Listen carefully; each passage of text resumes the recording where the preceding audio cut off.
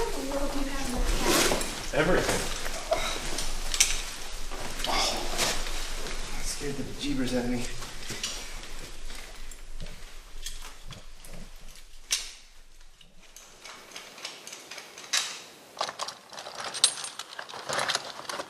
Jason says you have to be back up the road by 6. So we can eat lunch when we get to the dry area.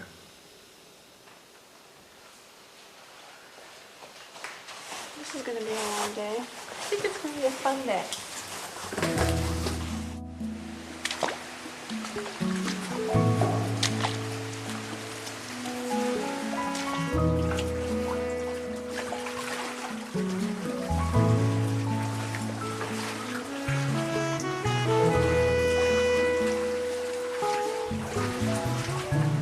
Wow. Beautiful. Who's got the camera?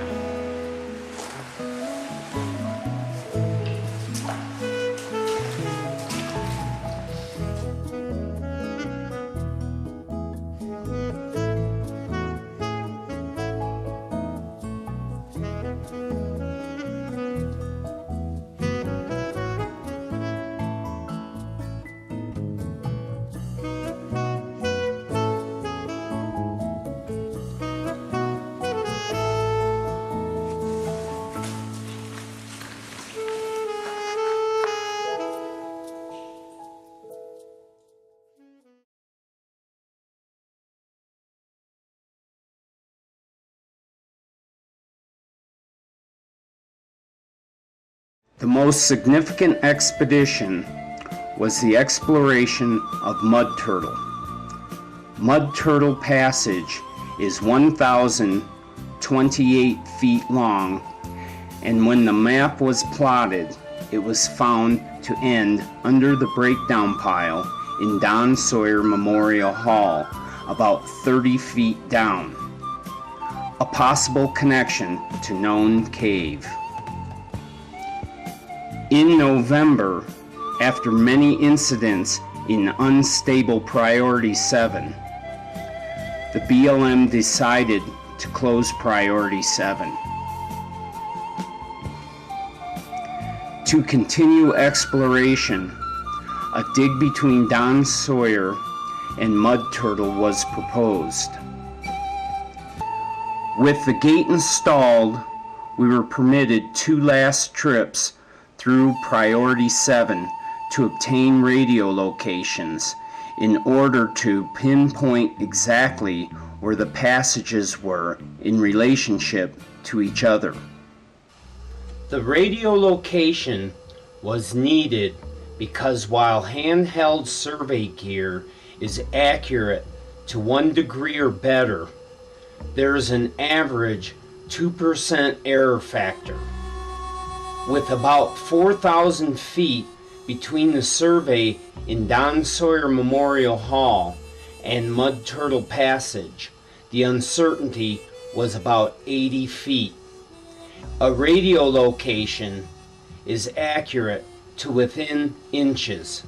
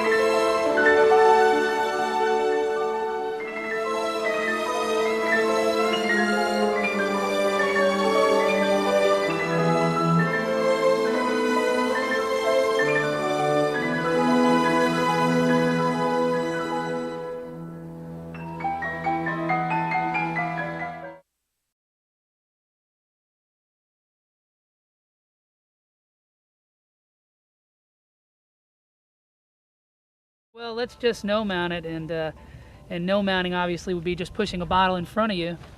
And then it was Rudy's idea to just take off the cave diving equipment. So I decided, with the three major restrictions for the entrance that you have to push your gear through, that after you get through these, it's only a space of about 100 feet, that the cave really opens up big enough to ride scooters. And so anyhow, we decided that it would be feasible to drag doubles through these restrictions and then put them on in the last room that we call the fitting room, and indeed that's what we ended up doing. It's a lot of work to pull through the restrictions, especially against a high flow. And an interesting part of this system is the tidal system, and on a high tide it will actually siphon the water in. On a low tide the flow is very, very strong, so it's really a lot of work. If you hit it on a low tide, you're really struggling against a very strong current. So we learned to optimize the tide tables, and the timing was actually quite critical. But we learned to drag our doubles through the restrictions and don them in what we call the fitting room, and it worked out to be a good plan, and it developed into a good protocol for exploring the cave.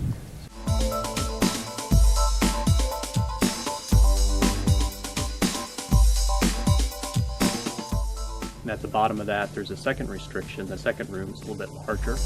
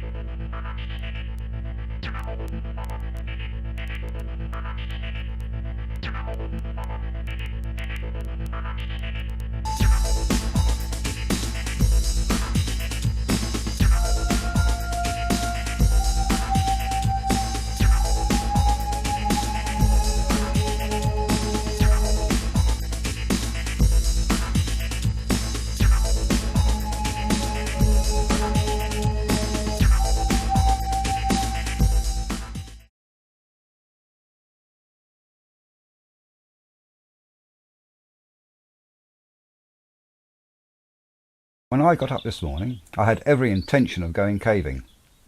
Then I had a cup of tea. I walked over to my gear. I walked away from the smell. Another cup of tea. A pot of porridge with honeyed redemption hung heavy with procrastination. Did my lights work? Oh dear, yes. Was everything there? Oh dear, yes. After doing my pre-trip pre-checks, I had another cup of tea. The porridge resettled its destination.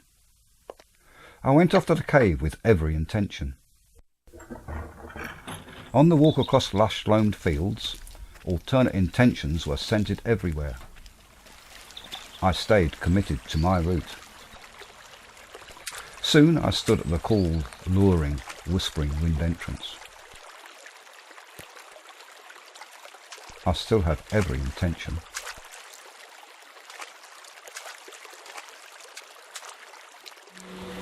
The blackness slams shut behind me, blocking the frowning dawns, closing their neon stripes of bluebird shadows. I loot this barren darkness of its enclosing sublime. I listen to the music of the hidden earth.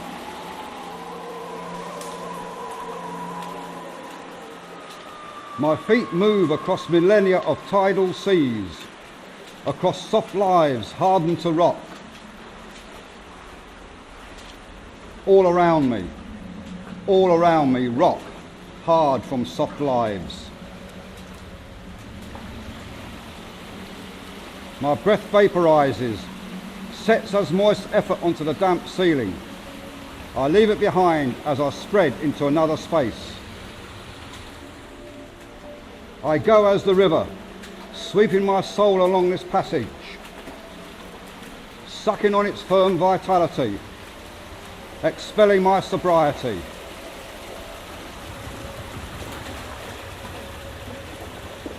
Only the rhythms in the rocks do I leave behind. I leave behind these tremors of my soul, take from this void of darkness my literal fortune. I carry away turned alchemies and keep ribbon codes.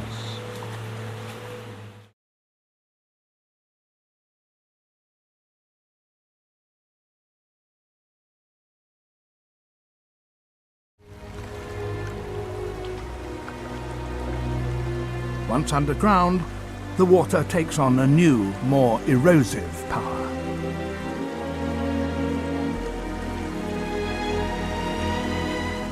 During its journey from the surface, the water absorbed carbon dioxide from the soil, making it mildly acidic. And over millions of years, this acid eats away the limestone, creating a maze of caverns and passages that sometimes go on for miles.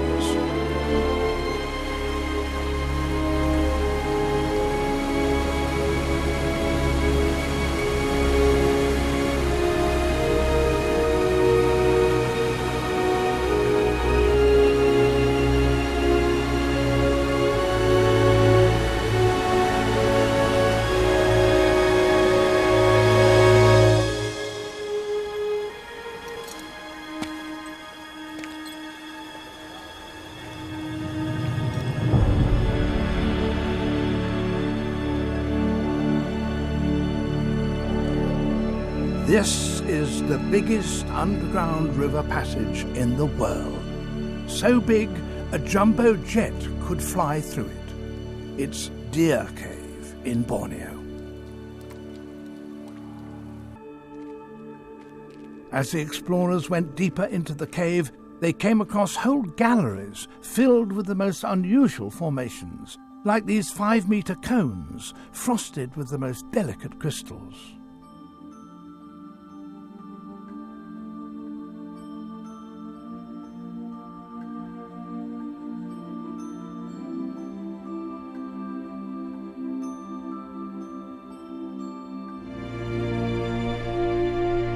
The Chandelier Ballroom was the ultimate discovery.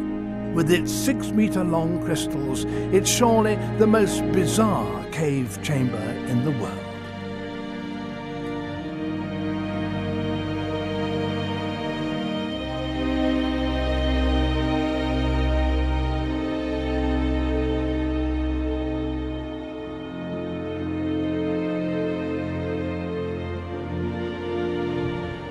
But with half the world's limestone still to be explored, who knows how many lechuguillas are still waiting to be discovered.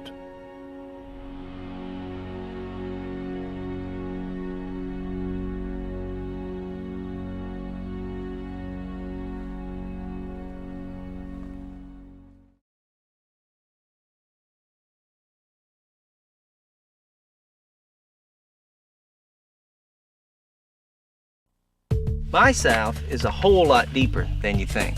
In my South, we know how to get down and dirty. My South is underground. Way underground. My South is a mecca for cavers. My South is cool. Our Southern motto? Get down in a grotto. My South isn't afraid of the dark. My South is hard rock. Welcome to my South. Hang around for a while.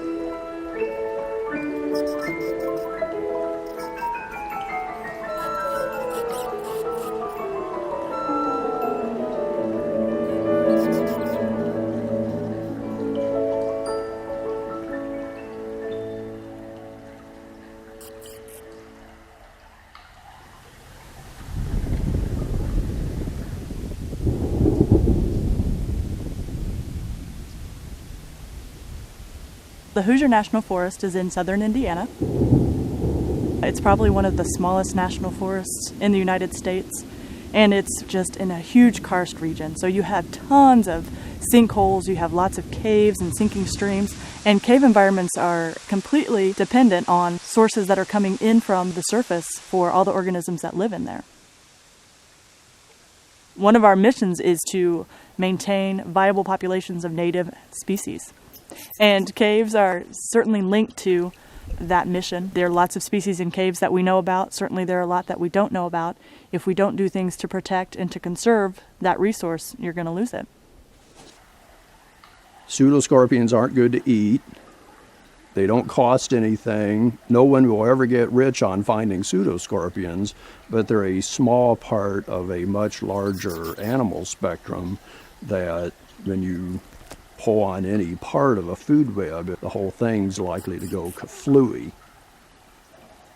It's difficult to make a case for the importance of a springtail, but it's not difficult to make a case for the land management that goes into keeping the karst environment intact, and the indicator of that is, are the bugs and worms intact?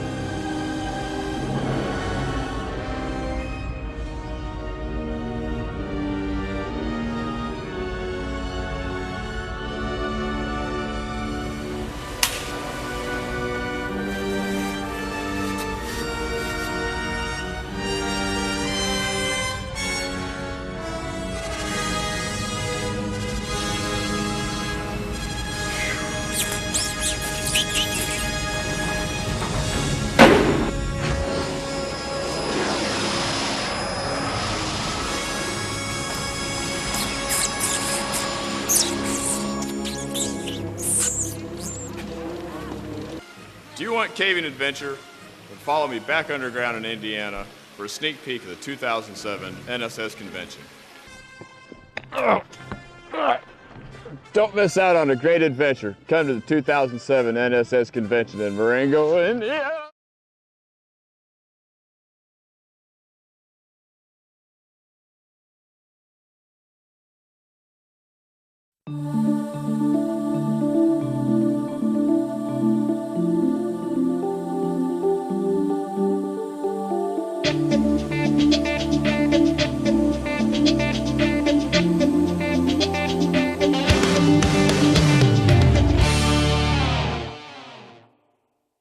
Every 4 years, the world's cavers and cave scientists gather for the International Congress of Speleology, held under the aegis of the International Union of Speleology. The 15th International Congress of Speleology, or ICS, will be held in the United States at Kerrville, Texas, in conjunction with the National Speleological Society's convention. A city of 35,000 people on the major east-west Interstate Highway 10 in central Texas, Kerrville is only an hour away from the San Antonio International Airport. Kerrville's pleasant setting along the beautiful Guadalupe River has attracted an international population. The ethnic mix of the town includes people of German, Hispanic, and African heritage, with smaller elements from Central Europe, the Baltics, and Asia. The Congress will be held on the campus of Schreiner University. The Schreiner family established the university in 1923. The coeducational institution, with an enrollment of over 900 students, awards master's, baccalaureate, and associate degrees. The university has apartments, dormitories, and camping available on its campus. The Texas Hill Country is home to many tourist and wild caves. You can explore them on your own or during Congress-organized field trips. Within 2 hours of the Congress are several outstanding show caves. The spectacularly decorated Caverns of Sonora is famous for its amazing helictites. Natural Bridge Cavern features interesting geology, big rooms, and large speleothems. Cave Without a Name displays beautiful speleothems, large and small, as well as an active stream passage.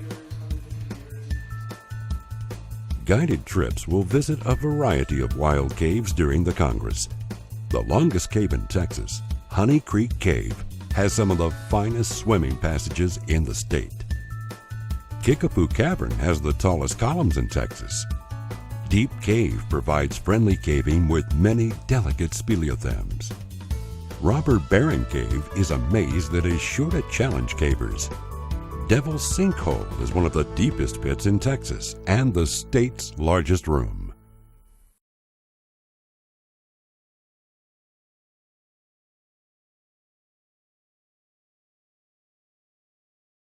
This is a film about deep cave exploration in southern Spain, following the work of a group of Spanish cavers as they attempt to push deeper and deeper into Sima Hess, one of the world's deepest caves.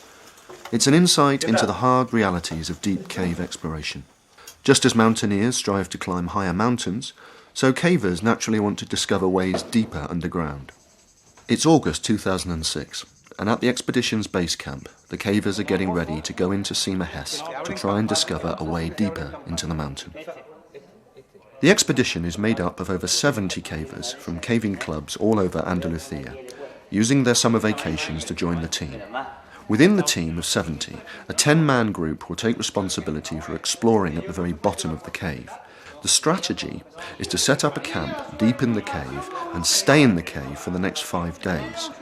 By setting up a camp underground, they'll save themselves having to climb up 900 vertical meters back to the surface after each day's exploration. It's midnight, and it seems like a very long time ago that bags were being packed at the expedition's base camp 16 hours earlier. The cavers are tired. All they really want to do is curl up and sleep. But first, the bivouac tent has to be erected and the floor made waterproof.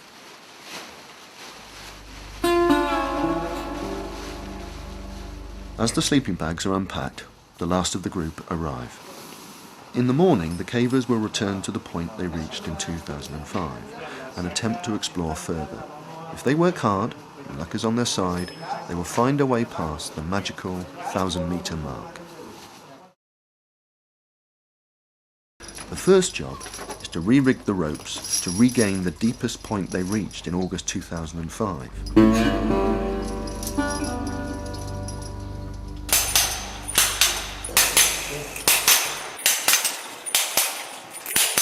Cave exploration has always been a difficult job. Throughout the history of exploration of Sima Hess, every group that has pushed the boundaries has its own stories of hardship and difficulty. The cavers are returning to the series of tight passages at 919 metres.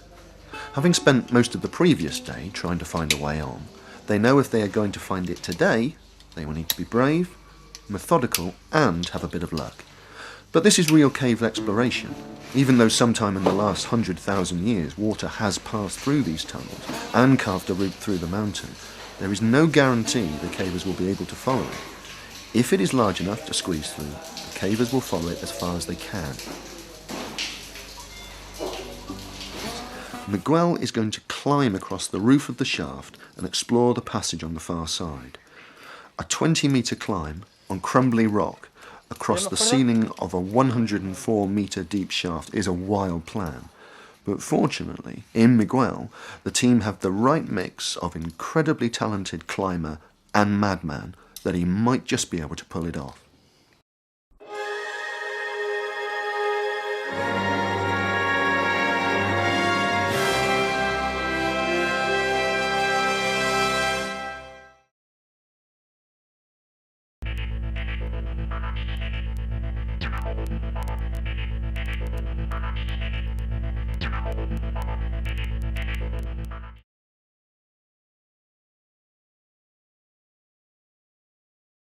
I stayed committed to my route.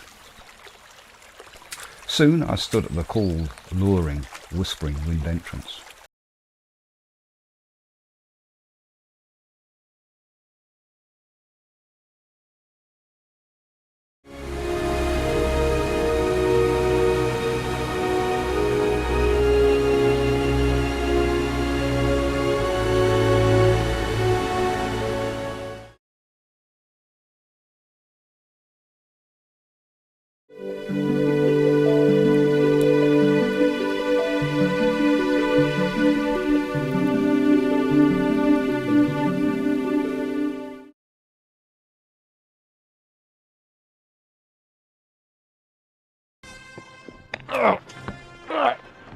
Don't miss out on a great adventure. Come to the 2007 NSS convention in Marengo, India.